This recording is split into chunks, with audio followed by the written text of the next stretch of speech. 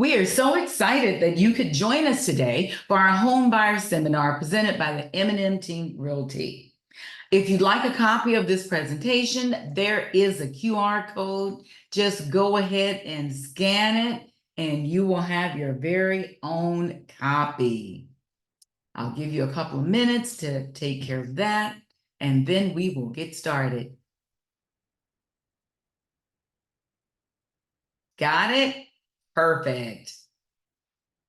My name is Theresa Miller. I am the managing broker and owner of our multi-million-dollar real estate firm, and we specialize in probate, trust, and divorce sales. There's another QR code. If you'd like to connect with me, I would love to connect and reach out and collaborate with you. I'll give you a second to scan that QR code, and then we'll continue. Got it? Perfect. I'd like to introduce you to our amazing team members. We are a team of 10, and we have Tiffany, Taylor, Delisha, Leroy, myself, Glennis, Mary, Ben, Linda, and Denisha. And we are all so excited to serve you in the home buying process. Next on the agenda is, we get this question all the time, especially now. How's the market? Is this a buyer's market or a seller's market? Let's get into it. The way you can determine whether it is a buyer's market or a seller's market is depending on the month's inventory of homes for sale. If it is a buyer's market, as it was in 2006, 7, 8, and 10, you know what happened in 2008. That's when the financial market just kind of crashed. As you see from 2008, you see the arrow pointing down or the grid going down and back up again in 2010. Well, at that time, there were greater than 7 months of home on the market. Now, today, after 2010, look at the decline in the graph there. Now we have less than 5 months of inventory on the market for sales. So that makes it a seller's market. We have more buyers than we have property. And that is how we end up with multiple offers, what some people will call a bidding war. And it's a lot going on during that time. A balanced market is when we have an average of 5 to 7 months of inventory. That means it could be either buyers or sellers.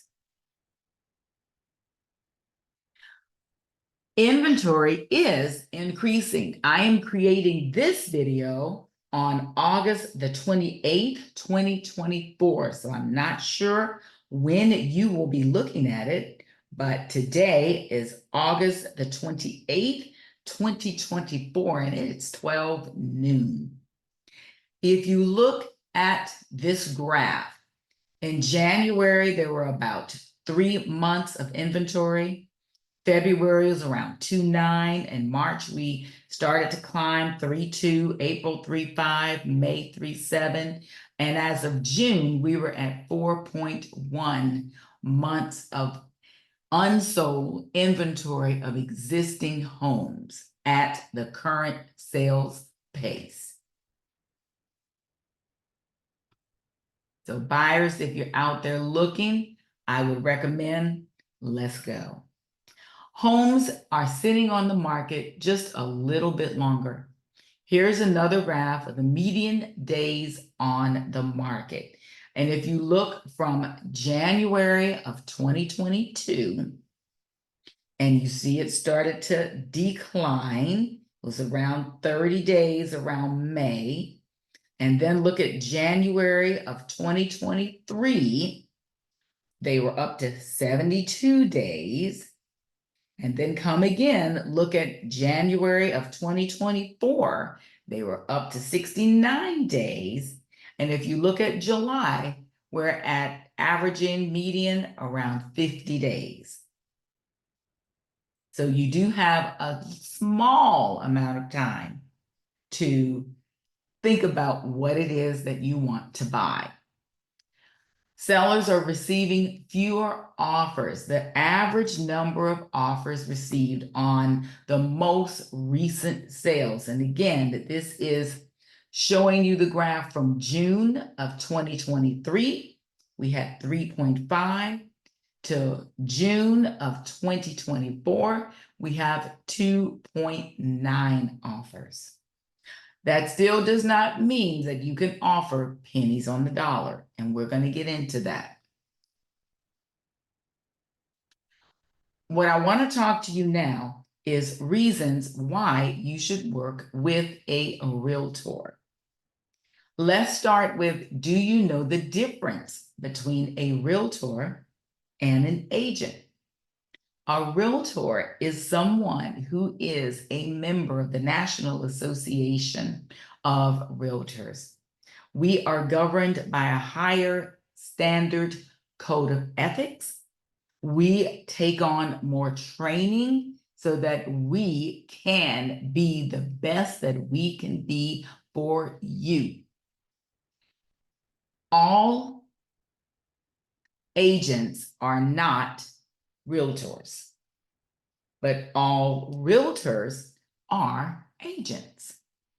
And here are reasons why you want to work with a realtor. We help find the properties that reflect your specific needs and wants. We understand how much you can afford because you've done all the pre-work ahead of time. We're going to view available properties. We're going to write offers. We're going to negotiate on your behalf to offer and make it to your best advantage. We're going to provide you with a list of qualified vendors if you need. For example, lenders, attorneys, movers, etc. We're going to coordinate every transaction detail to closing and beyond. And we're going to keep you on track. That's just to name a few things that we're going to do. Questions you want to ask when selecting a realtor. How long have you been selling residential real estate? There are realtors who specialize in commercial real estate. There are realtors who specialize in residential real estate. And some do one or the other, and some do both. How will you communicate with me about the progress of my transaction? Do you prefer text? Do you prefer email? Do you prefer face-to-face? Get an understanding so that you guys are on the same page. Do you have references of past clients? Do you have any designations or certifications? Remember, on the previous slide, I just told you that as a realtor, we have higher levels of training and education. That includes these designations and certifications. One designation that buyers should look for the realtor to have is the ABR. That stands for Accredited Buyer's Representative. They specialize in working with you as the buyer. The Accredited Buyer Representative, a buyer's representative is your agent and represents you and your interests, not the seller in the real estate transaction. It's literally what it says, buyer's representative. And it's an official designation from the National Association of Realtors. A buyer's representative who is an ABR, accredited buyer representative, they hold that designation, is a trusted advocate who's completed the specialized training, has experience in helping buyer clients search for homes, write and negotiate offers, and gets to the closing. In short, the ABRs help clients find houses that become homes. Why work with us? I currently serve on the California Association of Realtors Board of Directors. I am a member of the Women's Council of Realtors out of California. I am the district vice president. I am also a member of the California Association of Black Real Estate Professionals. I am on their board of directors. I am also a member of the Long Beach Realtors. I'm a member of my local association. I'm a member of the National Association, California Association. All of these things allow for me as the broker to obtain higher education, higher training, higher political involvement, and more boots on the ground measures. I hold all of these designations, as well as my team have a variation of the designations and certifications that you see here on the screen. One of the main ones that I focused on is the accredited buyer representative. We also have the seller representative. We also have the real estate negotiation expert. There are many, many, many designations that are on this screen. One of the things that we highly love that we are certified in is certified probate and trust specialist. And we help you find the best home at the best price that's going to suit your needs. So this is just a few examples of certifications and designations that we hold and the years of training. I've been selling residential real estate now for the past 24 years. I love what I do. Here's some of our reviews. I have many more on Google and Zillow. Just Google us and you can find out all about us. Now we're going to talk about the parties to the transaction. Generally, there are two agents in the transaction. You have the listing agent, the agent who represents the seller and works for their best interest. You have the buyer's agent, the agent who works on behalf of the buyer. Occasionally, you will have dual agency. Dual agency representation, there could be a time when, we'll take myself as an example, when I also represent the seller of a property that you'd like to view or purchase. In this case, I'm going to disclose this fact to you first. I'm going to present you with a dual agency form that is required by state law. And if you decide to submit an offer, both sides, buyer and seller, would have to consent to dual agency to move forward. Otherwise, another agent would be assigned to represent you. In a dual agent, I become a neutral party, and I cannot discuss either party's position, motives, or confidential information.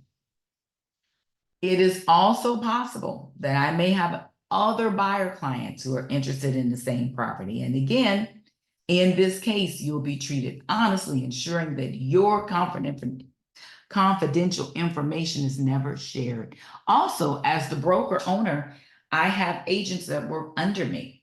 I may represent you, and one of my agents may represent the seller.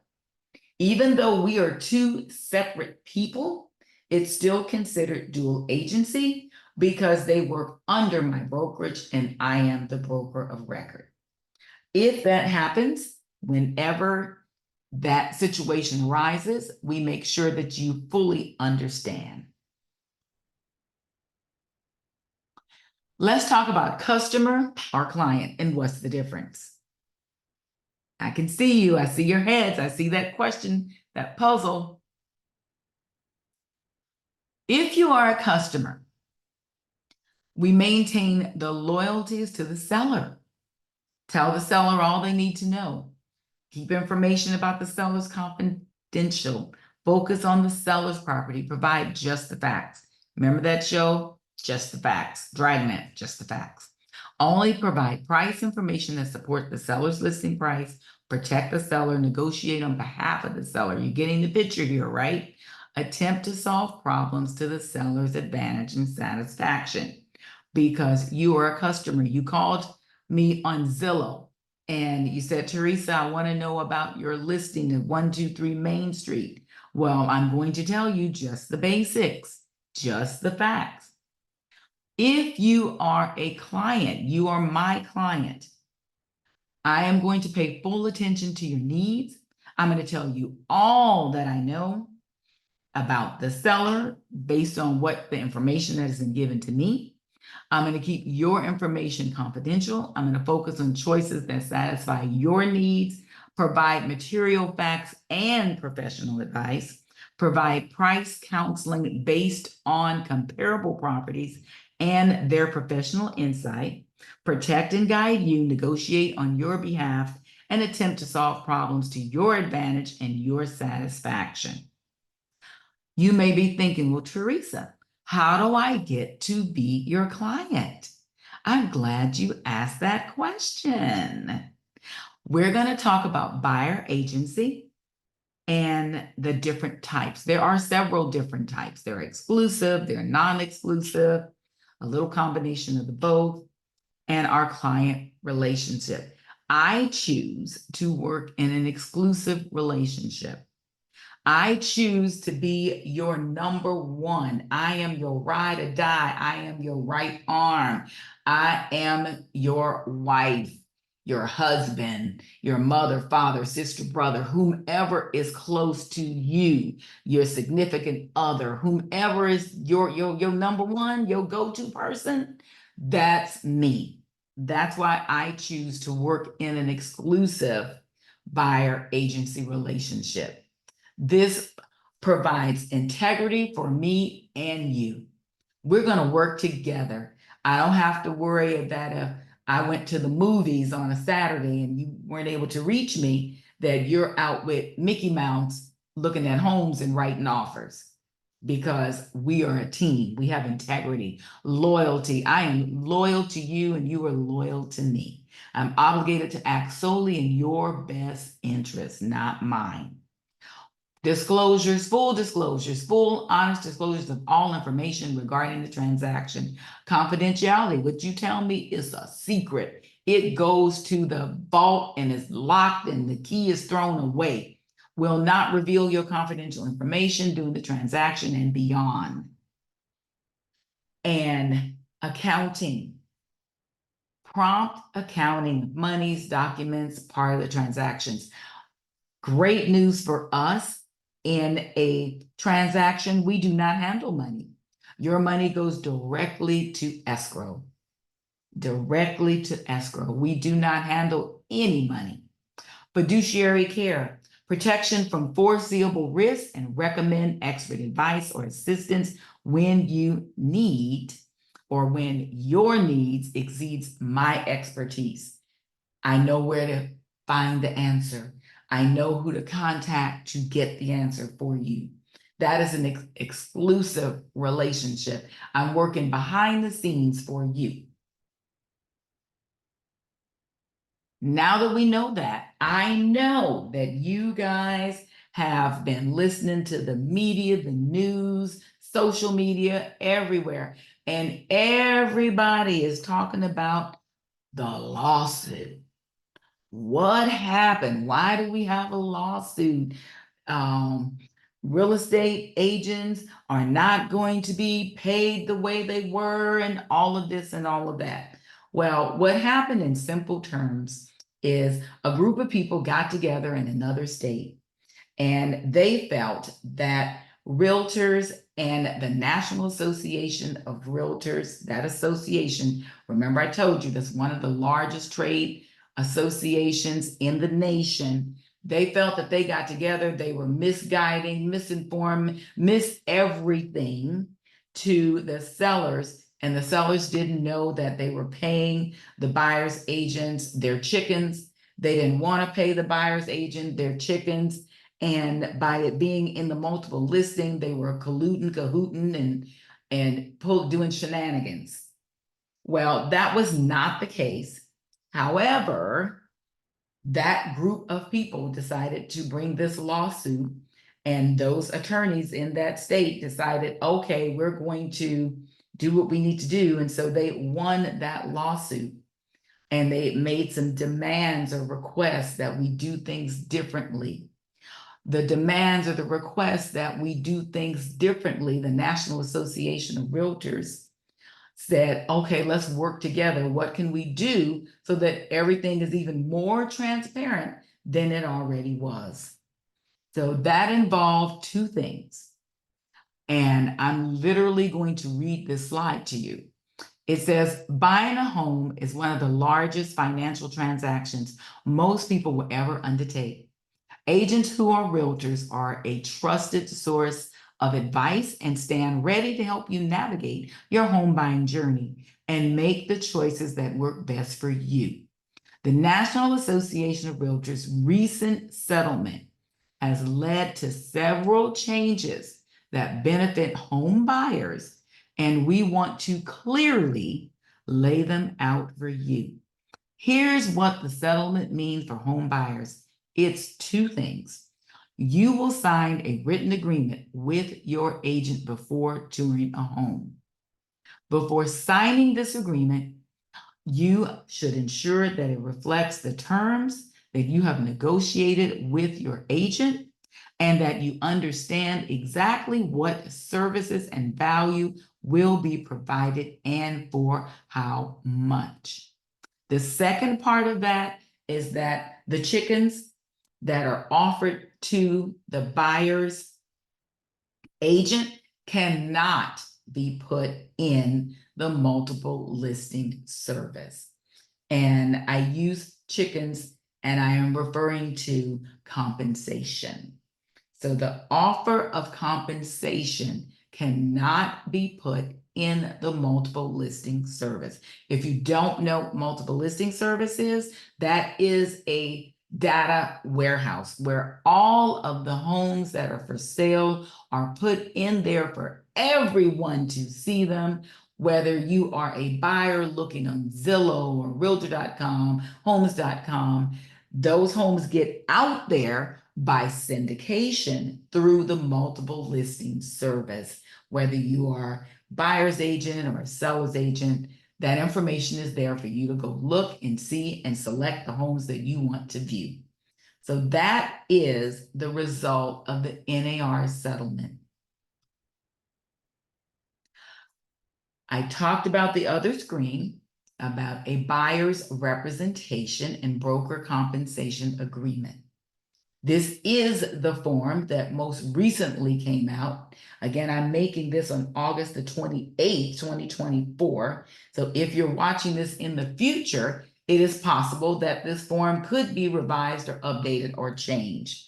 So double check with your realtor to find out if there's an updated version. But as of today, this is the latest version.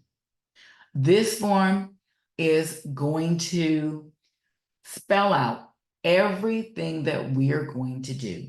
It's going to spell out the representation period, how long, usually 90 days. If we are going to do the exclusive, remember I told you there are options. There are non-exclusive and there are exclusive.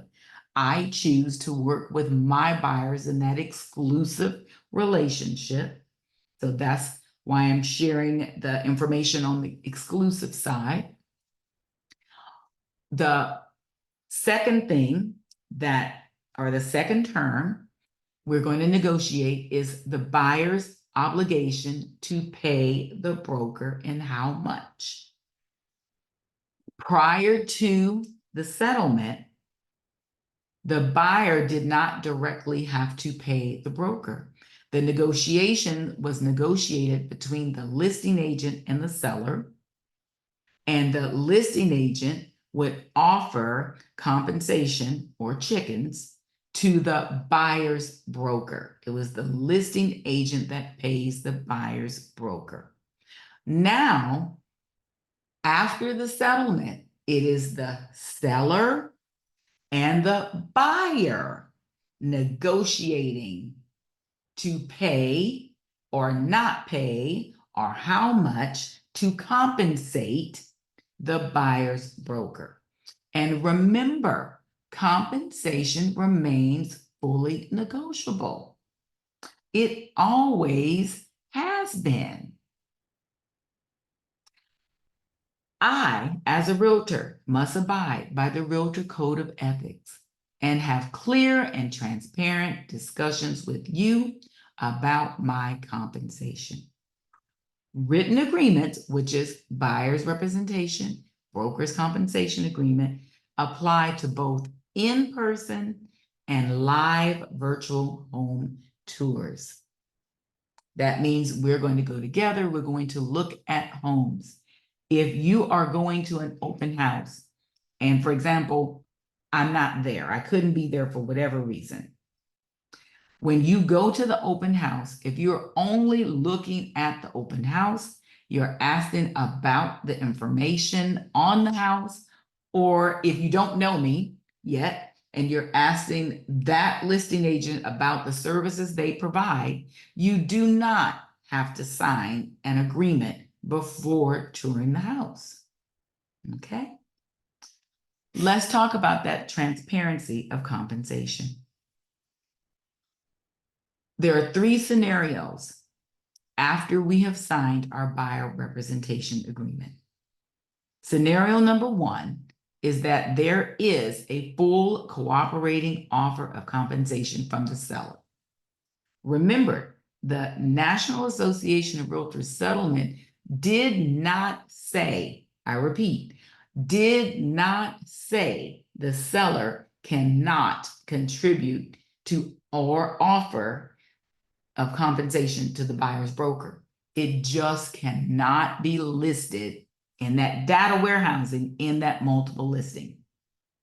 Okay, so scenario number 1 is we're going to go see a home. Before we go see the home, we're going to know this information because we have signed our exclusive buyer representation agreement. It outlines the terms of our working together.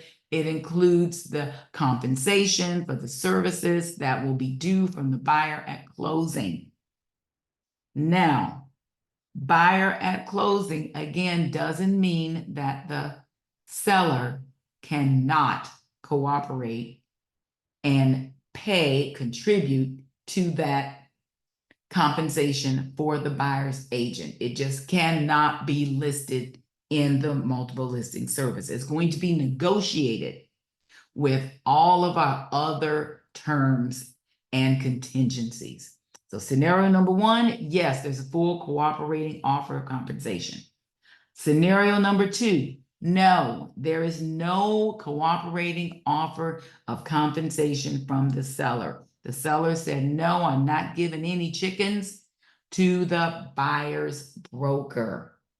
Scenario number 3, yes, there is a partial cooperating offer of compensation from the seller. I'll give you a little bit, and whatever that little bit is, we'll know at that time. You will be informed prior to touring all 3 of these properties because it's important for you to know. Now let's talk about reasons why people wait to buy. I'll wait until the housing market crashes again. Remember that graph in 2008? That was a financial crash. Now we don't have enough property on the market. It's not likely to happen again. Number 2, I'm going to wait until interest rates are better. Well, in 2020, I had that conversation with some buyers and they wanted to wait. In 2020, the interest rates were 2.5 and they wanted to wait. And here we are 4 years later. They didn't go down. They went up. Now they're starting to come down a little bit. You know, decisions need to be made. I'll wait until I can save more money. That's a great reason. However, unless you are having the conversation with the lender, you don't know how much you need. You don't know what available programs or options what things are there to help you. Have the conversation. And the last one is they don't know if they can buy because they haven't been properly educated in the home buying process. They talk to Mickey, Minnie, Donald, and anyone else, and everyone has given them opinions, and they haven't had the time to become properly informed with the real estate professional. Let's talk about the average home price versus rent. Here's an average home price of $750,000. They're putting 5% down. Their interest rate is 6.375. Ooh, that dollar sign shouldn't be there. I have to fix that. And let's say the rent that they're paying is $2,800. They're paying that today. And if they want to buy this property with this scenario, they're going to have a mortgage of $5,800. So it's double of what they're paying in rent. That's true. Yes, they're going to freak out a little bit. However, pay close attention of the last two bullet points on the left and the right. The tax benefit of the $2,800 on the left is zero in red. Appreciation is zero, also in red. Look on the right side. They're making a profit of $224,753 over 5 years. The tax benefit is $48,447.42. And the appreciation is $140,000. Look at that compared to the rent. They're paying the landlord over there $176,000 and some change. So yes, your mortgage payments are a little bit more, but look at the benefits that you get. Again, let's continue with the renting. Rent increase. It's no investment, no savings, can't make changes, no privacy, and it's not yours. It belongs to me as the landlord. Versus buying. Look, you have accomplishments, your loved ones are proud of you, you put your family in a home, you have stability, it's a financial investment, comfort, privacy, personal expression, and a sense of community, because now you can walk around the neighborhood, get to know your neighbors, and it's yours. Let's talk about preparing for house hunting. How do you house hunt? What do you do? First of all, know that there's no right time to buy. Don't ask for too many options, except that no house is ever perfect. Don't be a killer negotiator by making low ball offers. I call it pennies on the dollar. Remember, your home doesn't exist in a vacuum. Plan ahead. Talk to your mortgage brokers. Don't start looking for the new house before you are approved. You may be looking at homes that are less than what you're approved, and you don't like those homes, and you don't know that you're actually approved for more. So you could look at different homes, or you can look at homes that are a little pricey, that may be a little bit more than you're choosing to pay for the mortgage because you haven't sat down and calculated the mortgage to determine your monthly mortgage amount, and the house that you're looking at might be $1.2 million, and you may not choose to pay $8,000, $9,000 a month for a monthly mortgage. And you won't know those answers until you get approved. Choose a home because you love it. Then think about the appreciation. Factor in the maintenance and the repair costs into your budget and be ready to move. Don't wait until the last minute. Remember, I told you that homes are sitting on the market just a little bit longer, but it doesn't mean you can take 1, 2, 3 weeks and come back. That house will be gone. Use a worksheet to track your budget. Write down your expenses before you start the home buying process. What about credit scores? Maintain your credit by paying your bills on time. Don't pay your bills late. Don't overextend your credit limit. Stay within your means. Ask the right questions about mortgages. You want to choose a lender. You want the lender to have the initial consultation with you. During that initial consultation, there should be a discussion, conversation regarding the application process, your credit worthiness. What are FICO scores? Why they're important? How come my Credit Karma and is different from what scores different from what you gave me? What are the loan approval process? What are the different types of loans? Do you have any down payment assistance programs? And how long will it take to close my loan? Ask all of those questions. If you do not have preferred lenders, we have several that we can share with you. Here's one right now. The Joe Soto team with Cross Country Mortgage.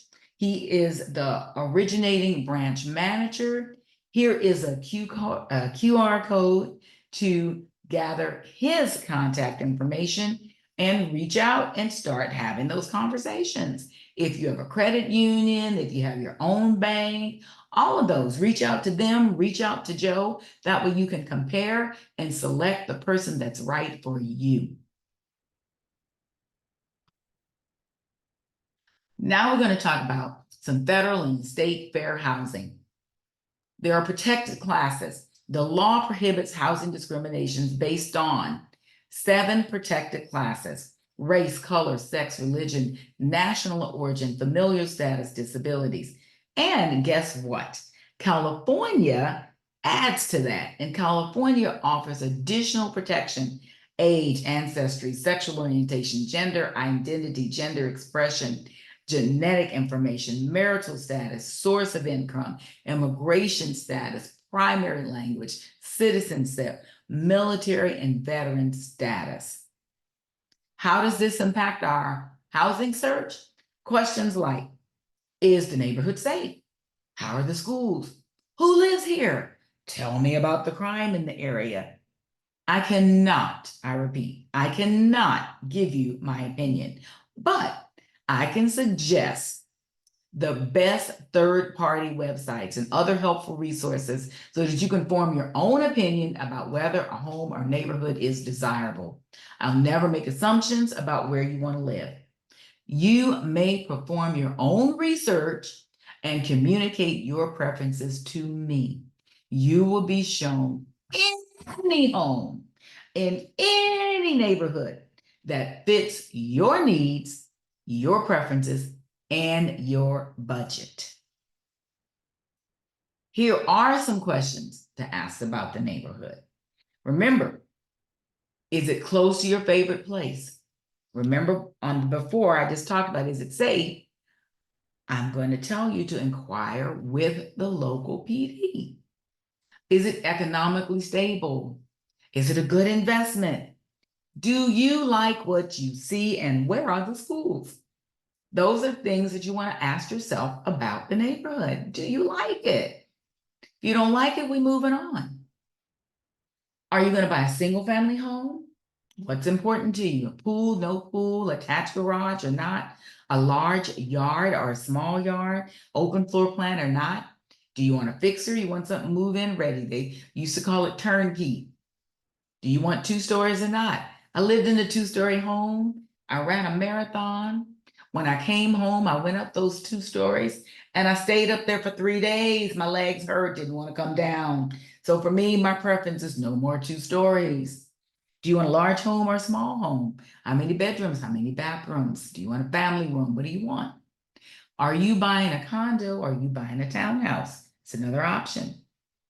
If you are buying a condo or a townhouse, I'm going to ask you, and we're going to know because you will have already done your pre-approval, is the complex FHA or VA approved? And based on the condo that you choose, I'm going to research that information. If you have an FHA loan or a VA loan, I'm going to tell you this condo is approved for FHA loans or it's not approved for FHA loans. Each condo, whether they are approved or not, depends upon the documentation that's needed for the HOA association, the condo, to become FHA approved. How many renters? Do they have enough reserves? Do they have any, how much insurance they have? There's a lot of documentation that goes in to becoming FHA eligible on the side of the condo association. Some condos keep up the documents and some condos don't. Another factor is if you are getting an FHA loan, the FHA loan limits are different in various counties. Like, for example, LA County is higher versus Riverside County, it's lower. Your lender is going to tell you that. You're going to consider how much are the HOA fees. The HOA fees is going to impact your mortgage. If you say you want your mortgage to be $3,000 and you know that's your limit with principal, interest, tax, insurance, you got to be careful with the HOA, because if there's a $500 a month HOA, now your mortgage and the HOA is $3,500. That might be over the top for you. Got to consider that. What amenities are included in the HOA fees? Is there sufficient storage in the unit? Do you have a garage? Do you have a carport with storage there? Do you have pool? Do you have a game room, clubhouse? What's included in the HOA? Do you have your own little private yard? And are pets allowed? And if they are, what size? All of those things are important to consider when purchasing a condo. If you've selected a condo and we won the offer and we're open escrow, here is when you get to see what's called the CC&Rs, Covenant Bylaws and Restrictions. Check for the reserve funds and how the money is used. Check for any pending litigation. Check for any special assessment. Check for how much insurance coverage the HOA has on the buildings. Read how are the board members selected and how long is their term. Check how many units are owner occupied. A pending litigation literally is exactly what it says. Somebody is suing the association. What's going on? What's going to happen with that? Special assessment. Special assessment could be, there is a new law where balconies have to be checked. They have to meet certain criteria. And if they don't meet that criteria, they have to be repaired and brought up to those standards. Associations that may have quite a few balconies to repair, and if they don't have the reserve funds to do it without asking the homeowners, they will do what's called a special assessment. You're going to put in an extra $300 a month for the next 4 years while we pay the bill on these balconies to have them repaired. You want to know that, because if you're going in expecting the HOA to be $500 a month, and then you move in, you find out that in 2 months, now it's going to be $800 a month, that's going to make a big difference in your budget. So we need to check for those things, but you won't find that information until escrow is open and we review during the contingency period. Because see, I heard you said, Theresa, but we in escrow, that means I bought the place. What happens? There are contingencies. And this is one of those investigational contingencies.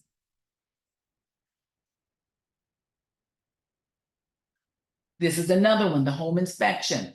The approximate cost for your home inspection is, depending on the square feet, the number of units on the property, $400 to $1,000. Could be a little less, could be a little more. This fee is paid upfront by the buyer. As soon as you open the escrow, we're going to schedule the home inspection.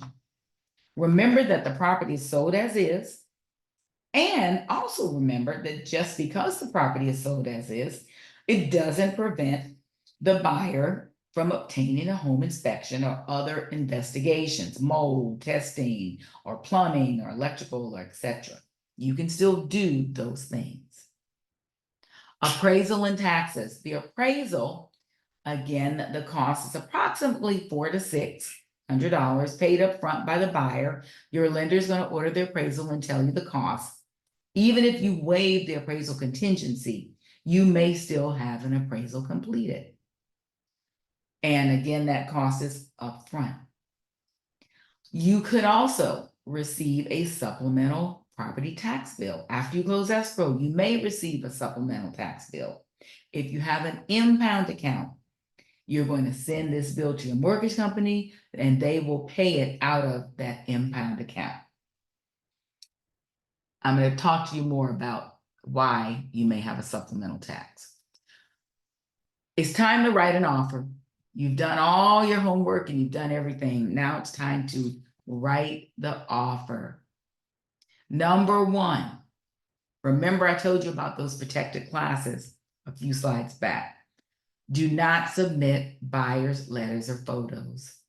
All of that is considered in those protected class. And you don't want your seller to appear to have implicit bias. So no love letters. Earnest money deposit. Earnest money deposit, a very good, strong guide to getting your offer accepted, is 3% of the purchase price. Length of escrow, 21 days or less. Contingency period, shorter is better. You have appraisal contingency, you have home inspection contingency, and you have full loan approval.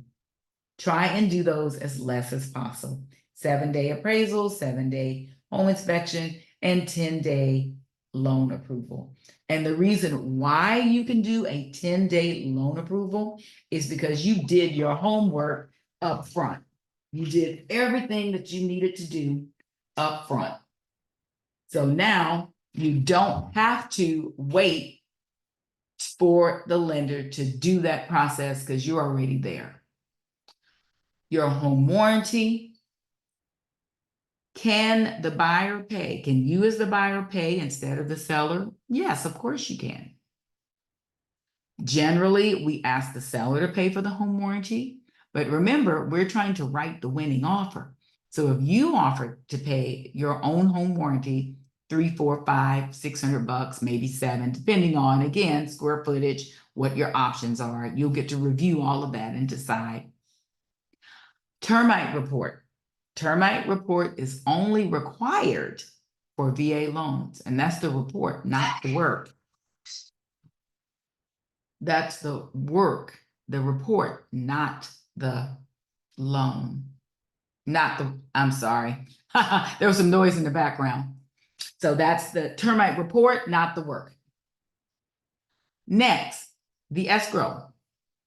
Escrow company. Escrow is a third party, and they provide escrow instructions to the buyer and the sellers after the escrow receives the earnest money deposit. They do not make any decisions.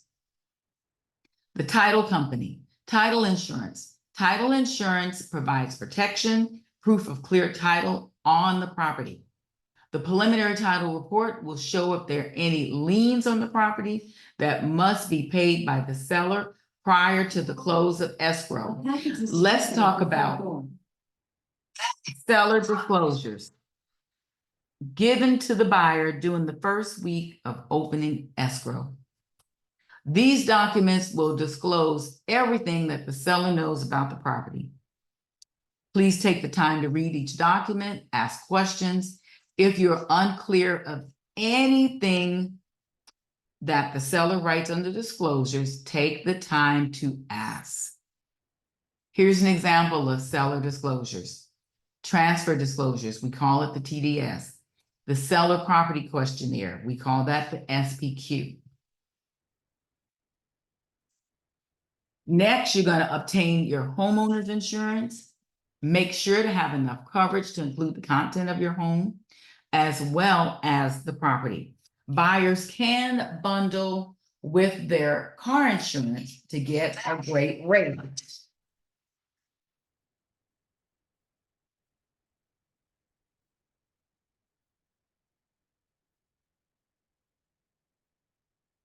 Loan docs. Buyers is going to receive clear to close from the lender. The buyer is going to meet with the notary and you're going to sign your loan docs. And then the buyer is going to wire their final funds to escrow. And funding is going to usually occur the next day after signing. Then we're going to do our final walkthrough. You're going to make sure that the property was the same as when you first saw it. You're going to check for any repairs. And if you agreed to have repairs done, that the seller agreed to it, this is a time that you're going to check. Next, we're going to do our confirmation of our deed recording. This is going to usually occur the next day after funding. The deed is recorded in your name at the county recorder's office. So all of those things will happen within 3 days, normally 3 days. You sign your loan doc on one day, then you set your money up. Whatever funds you need to send to escrow, you're going to wire those funds. That happens. The next day we do our walkthrough. Your loan is set to fund. And then confirmation is on the 3rd day. Guess what? After all of that, you're going to receive the keys. You're going to take photos with soul sign. We're going to celebrate our time. We're going to have gifts. We're going to smile. We're going to do video testimony. And it's going to be simply amazing because now you are a homeowner. So now that you're a homeowner, you got your keys in your hand, it's time to prepare for the move. The first thing you want to do is update your mailing address. You want to contact the utility companies to turn on your service. And you want to give notice to the landlord, if you haven't already done this, at least 30 days prior, because the landlord should know that I got a new house and I am moving. How do you plan to move and pack like a pro? You're going to create a master to-do list. You're going to get rid of any items that you no longer want. You're going to donate any unwanted items to charity. You're going to label the boxes according to the rooms, hire a moving company to ease the process of moving if you can. You're going to, if you have pets, you're going to update their tags with the new address. And when you get to your new home, you're going to change all the locks. If you have any questions, please scan the QR code for all of our resources. Follow us on social media. Instagram, we're at the MM Team Realty. Facebook, we're the MM Team Realty. All of our handles, LinkedIn, we're everywhere. Thank you for taking the time to listen. If you have questions, please reach out. I would love to have a conversation with you and continue this process.